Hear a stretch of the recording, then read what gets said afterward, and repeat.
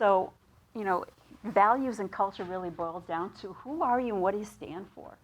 You know, and if you use it as a filter and you use it as a lens, as you put together your mission, your vision, and your values, and we talked a little bit about, you know, mission, vision, and what those mean, it also helps you define your target audience or your target customer. If I'm all about, you know, if I'm all about integrity and I'm going out and looking for customers who might not be, or I'm all about innovation and and I'm not targeting customers who are they really going to be able to connect with me? So I think it really, you know, absolutely helps you, you know, determine who your customer, you know, who your customer is. You know, incorporate the message into marketing, advertising, PR, and sales. When you know who you are and you know what your story is, it's real easy to tell customers that. And it's real easy for them to identify with you and say, you know what, I want to do business with those folks. Or I don't want to do business with those folks. You know, your IT strategy, if in your mission, vision, and values, and you sincerely think that, you know, that innovation is one of your values and your systems are old and clunky, not only internally and externally, then you've sent a very different message about whether you're really engaged in innovation.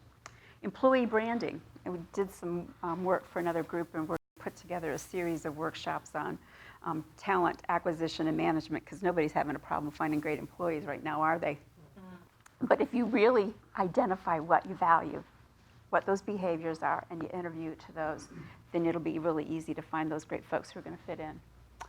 Performance management, how do you hold people accountable for their behaviors if you haven't defined the behaviors that you want to see?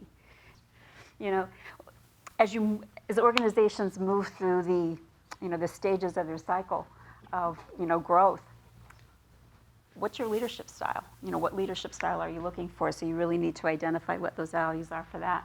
And then social responsibility. You're assessing your current culture, you know, the folks that, you know, are already working for you. How do you have that elephant in the conference room conversation around what would your employees and your customers say about your company values today? And you really have to be clear on what they say now to be able to change what you want it to be in the future. You know, do employees and customers trust and respect that their leaders' actions are authentic? I actually belong to that LinkedIn group on authentic leadership, which is, you know, again, about are you who you say you are, and have you clearly identified your values? Is employee performance consistent with company values and goals? Is a company growing and profitable, or sales, you know, fluctuate, squeezing profits and cash flow? Determining the desired culture. What's the business reason for changing it?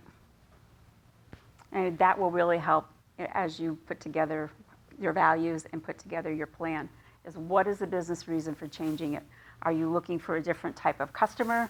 Are you looking for, do you have a public relations problem at the moment? You know, and looking at, you know, what's the business reasons for your, you know, to change the culture for your employees, the business reasons for changing for your customers. And then, you know, what should it be and why?